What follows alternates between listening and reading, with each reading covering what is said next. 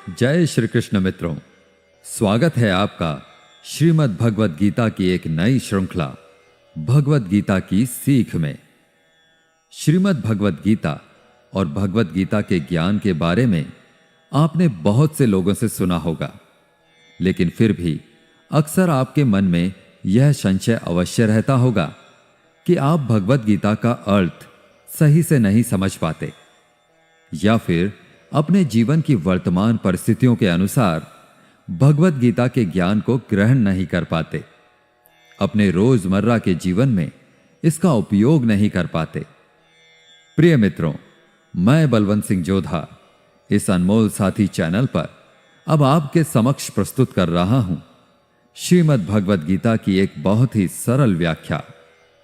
इस श्रृंखला में मैं भगवद गीता के सभी 18 अध्यायों से मिलने वाली सीख और शिक्षाओं को बहुत ही सरल शब्दों में समझाने का प्रयास करूंगा, जिसे सुनने के बाद आपको अपनी समस्याओं का समाधान अवश्य मिलेगा।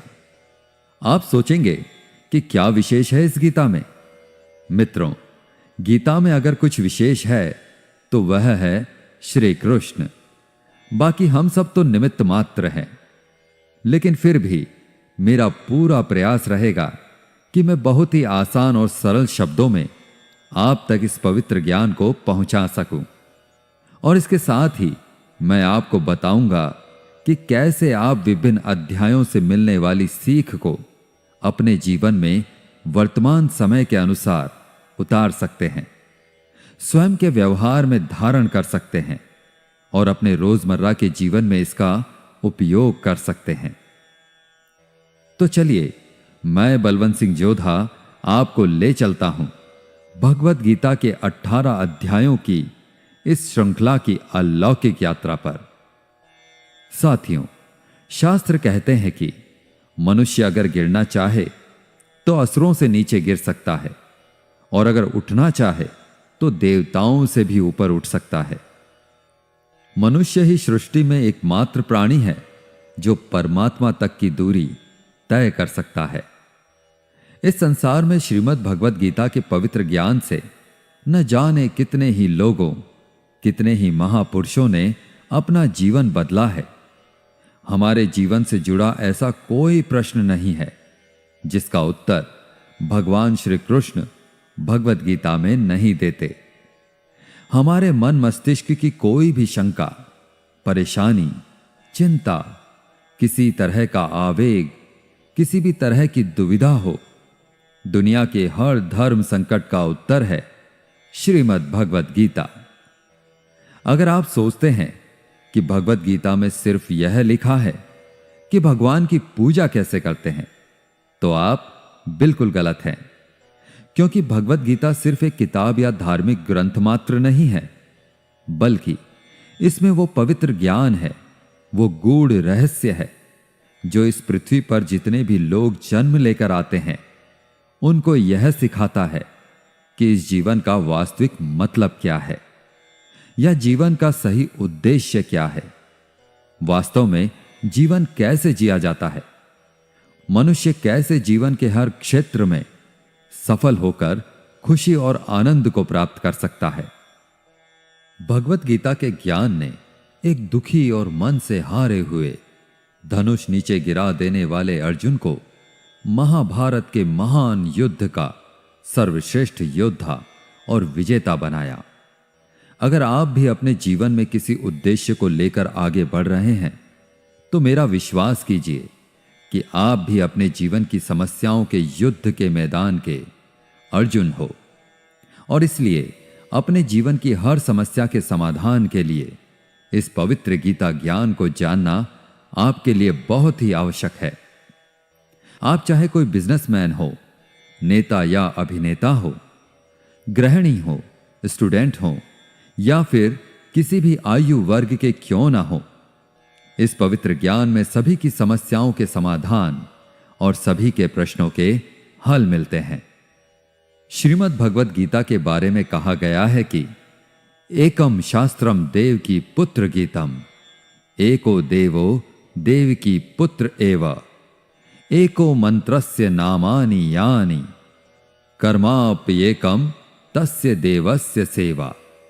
अर्थात एकमात्र शास्त्र जिसका गायन भगवान के श्री मुख से हुआ है वो श्रीमद् भगवद गीता है। जब महाभारत के रण के मध्य में धनुर्धर अर्जुन युद्ध के लिए घबरा गए तो भगवान श्री कृष्ण ने अपने श्रीमुख से जिस शास्त्र का गायन किया, जिस गीत का गायन किया, वो श्रीमद् भगवद गीता है। इस सृष्टि में पूजनीय एकमात्र देव हैं, वो भगवान श्री कृष्ण है। एकमात्र मंत्र है, वो उनका नाम है। एकमात्र कर्म है, वो प्रभु की आराधना है। श्रीमद् भगवद गीता का जितना भी अध्ययन किया जाए, जितना भी समझा जाए, उतना ही कम है।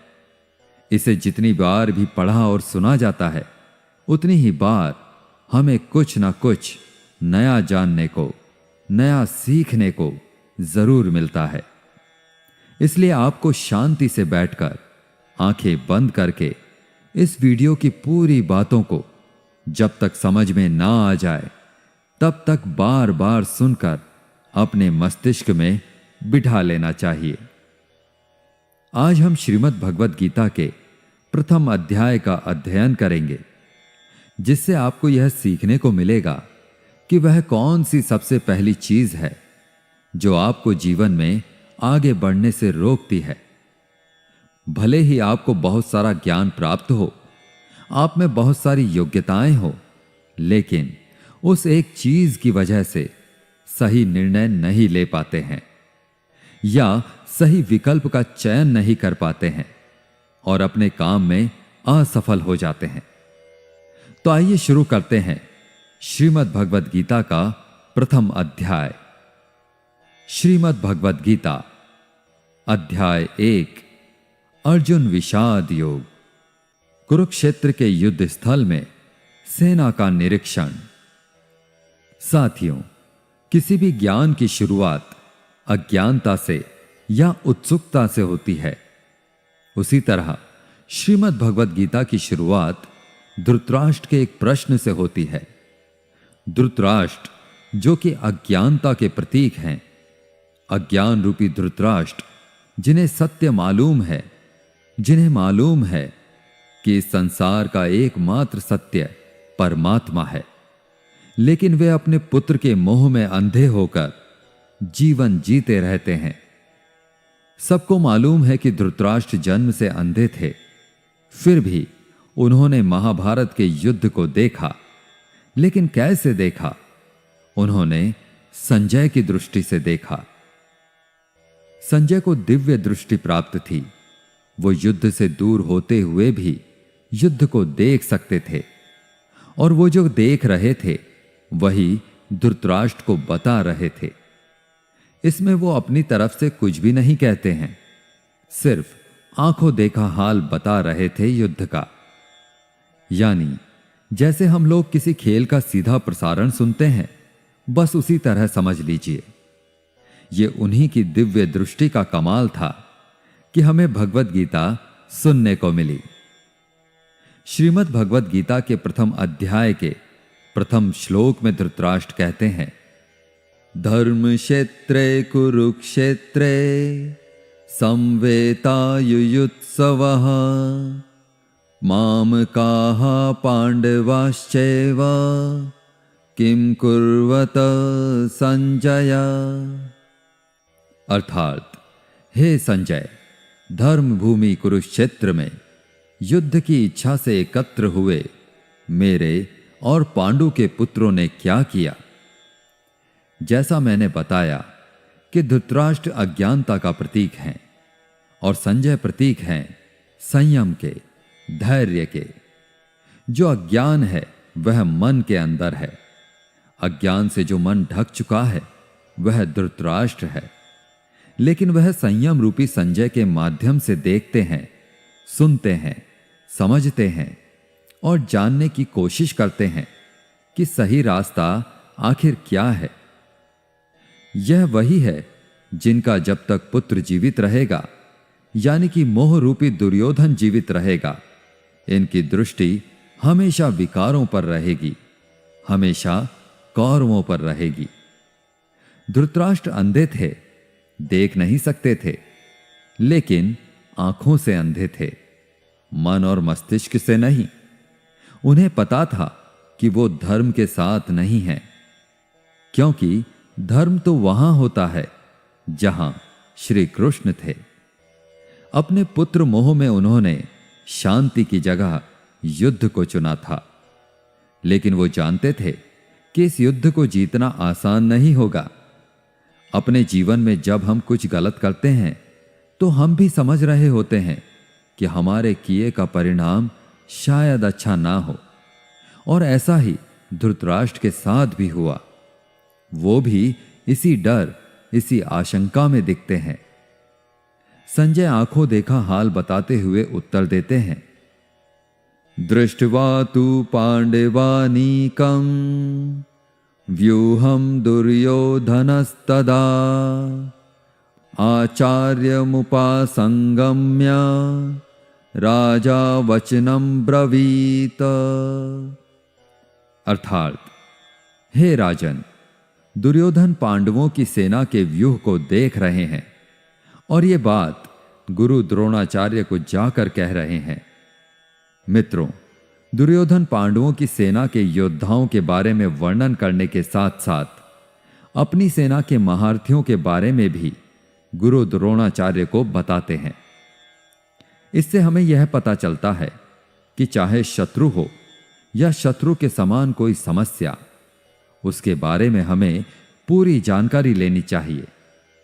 समस्या के हर अंग, हर पहलू के बारे में हमें पता होना चाहिए।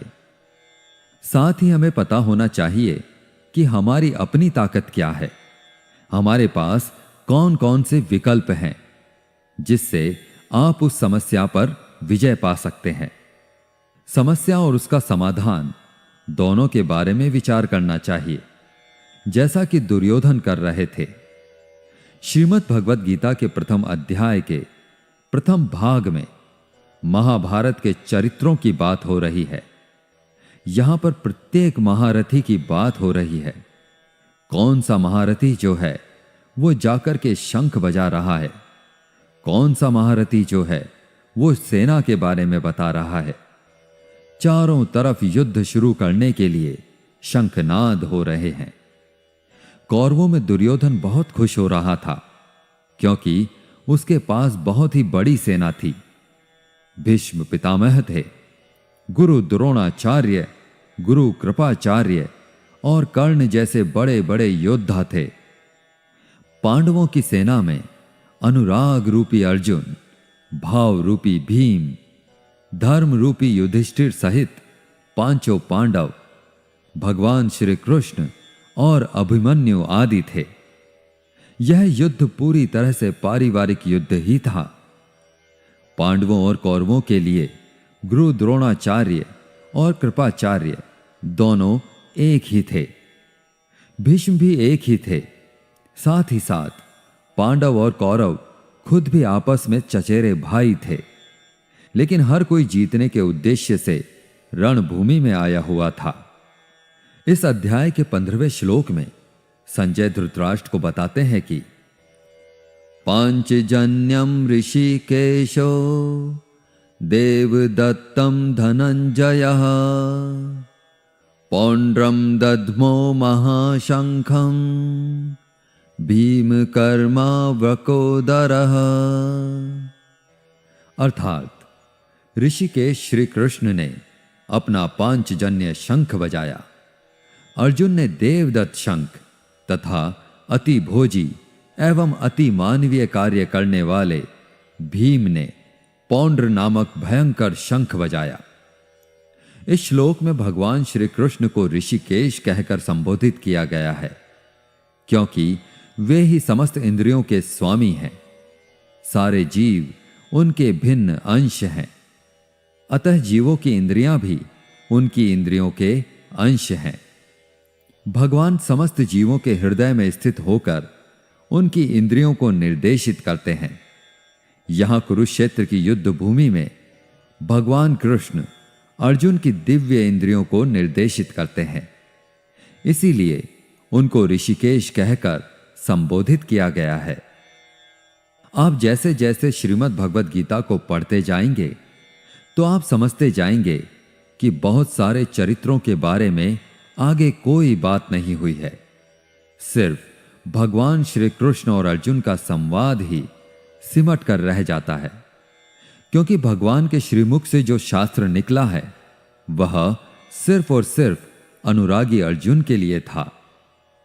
जब हम इसी प्रथम अध्याय के दूसरे भाग में आते हैं तो फिर बात होती है धनुर्धर अर्जुन की दुविधा की, उनके दुख और संशय की, उनके विषाद की।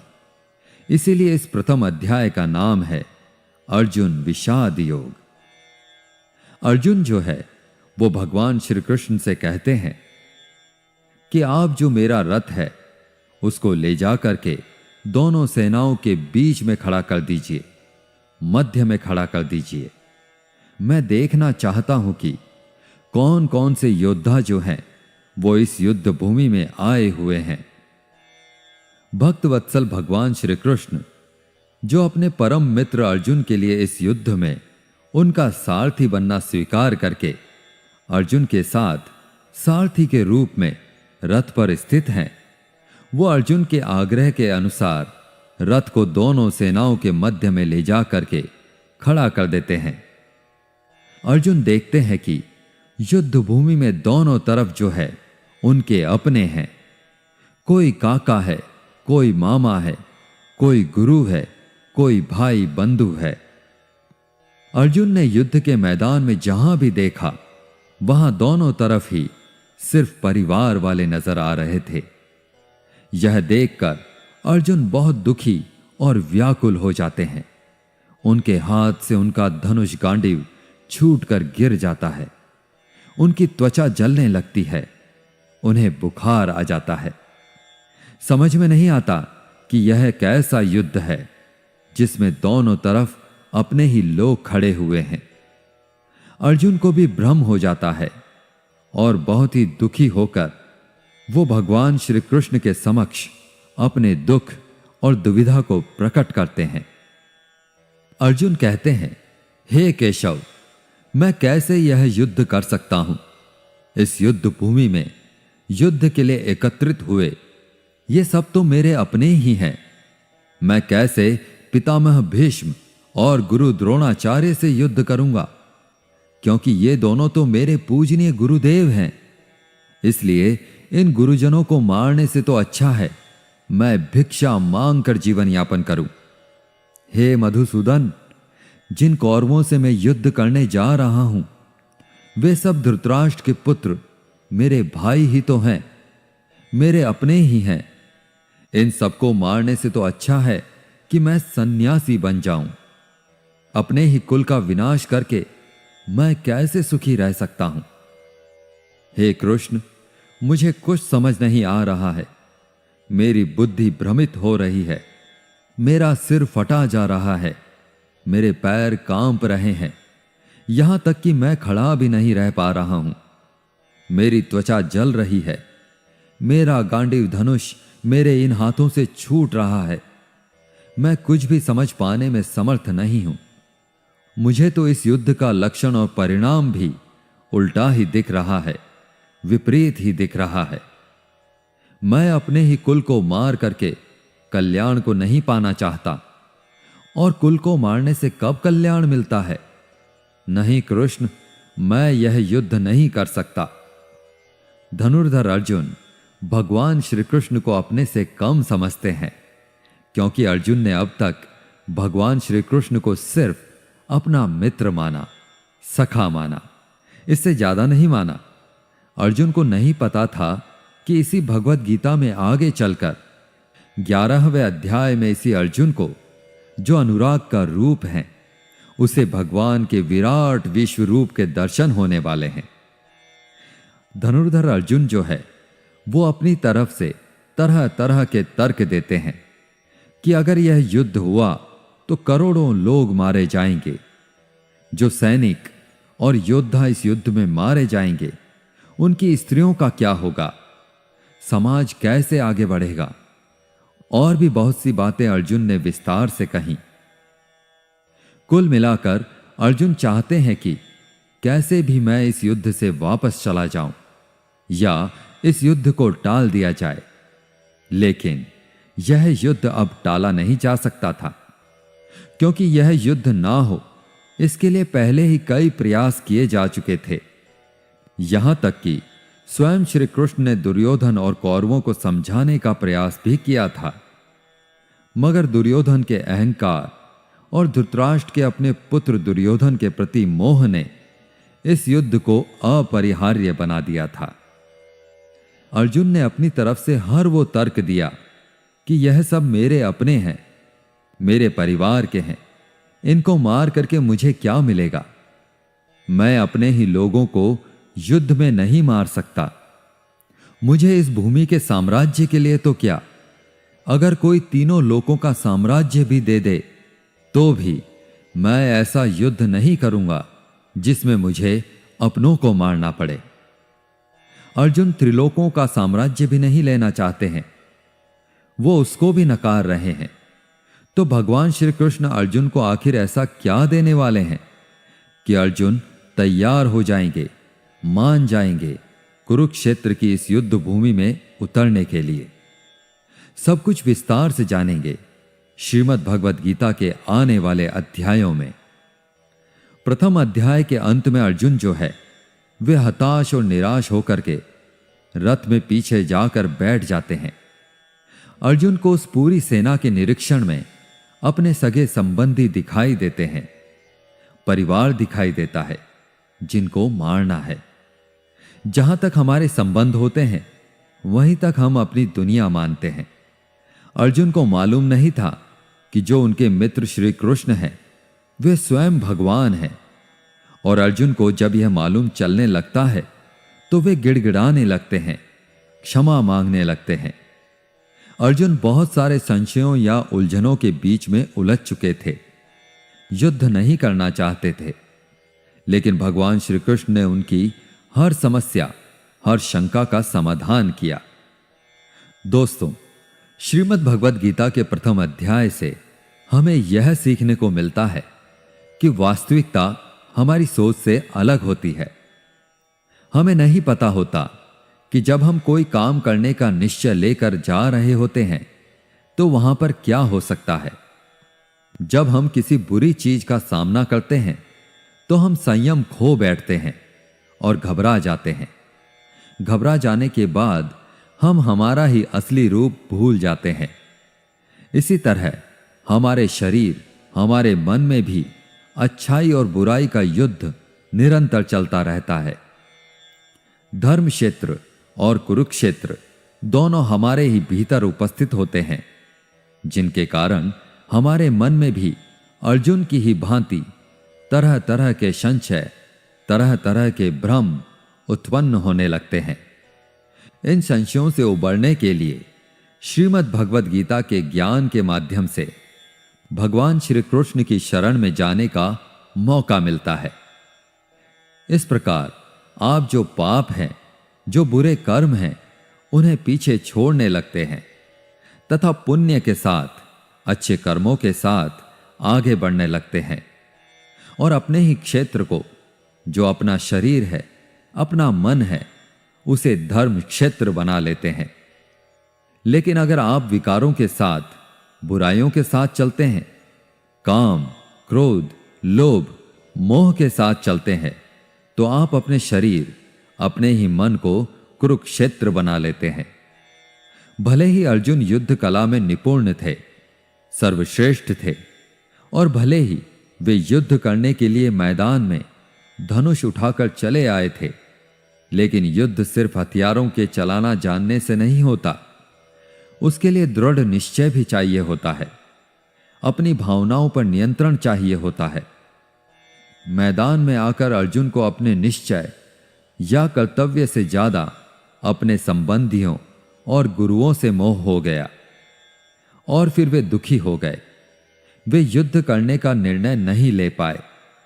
इससे यह भी सीखने को मिलता है कि जीवन में हमें हमारा कर्म करने से सबसे पहले रोकने वाला अगर कोई होता है तो वह है हमारा मोह, लगाव या अपनापन। जैसे कि आप सुबह जल्दी उठ तो सकते हैं, अपने शरीर और मन को स्वस्थ रखने के लिए व्यायाम या योग प्राणायाम कर सकते हैं, लेकिन आपको अपनी नींद और आलस से मोह होता है। आप अपने लक्ष्य को प्राप्त करने के लिए कठोर परिश्रम तो कर सकते हैं, लेकिन आपको अपने आराम से लगाव होता है। अर्जुन एक क्षत्रिय थे और युद्ध करना ही उनका कर्म था, और वह युद्ध करने में बहुत अच्छी तरह से अभ्यस्त भी थे, लेकिन वे मोह में आकर, लगाव में आकर अपना कर्म भूल गए।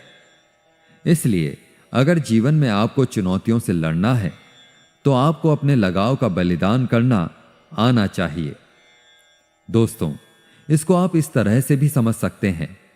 मान लो आप किसी से बहुत प्रेम करते हैं, लेकिन वह मनुष्य आपके प्रेम की कद्र नहीं करता। ऐसे में आपको उसका प्रेम पाने का मोह नहीं होना चाहिए, क्योंकि लगाव किसी भी तरह का हो, जब तक वह है आप अपने जीवन के अर्जुन नहीं बन पाओगे। साथियों, आशा है आपको श्रीमद् भगवद गीता के प्रथम अध्याय की यह सरल व्याख्या जरूर पसंद आई होगी और आपको इससे बहुत कुछ सीखने को भी मिला होगा। इस वीडियो से आपने क्या सीखा, हमें कमेंट करके जरूर बताएं। अगर इस वीडियो में मुझसे कोई भी त्रुटि या गलती रह गई हो तो मैं क्षमा प्रार्थी हूं। मिलते हैं जल्दी ही श्रीमद् भगवद गीता के दूसरे अध्याय की आसान और सरल व्याख्या के साथ। तब तक के लिए अपना ध्यान रखें, स्वस्थ रहें, प्रसन्न रहें। जय श्री राधे कृष्ण। राधे राधे।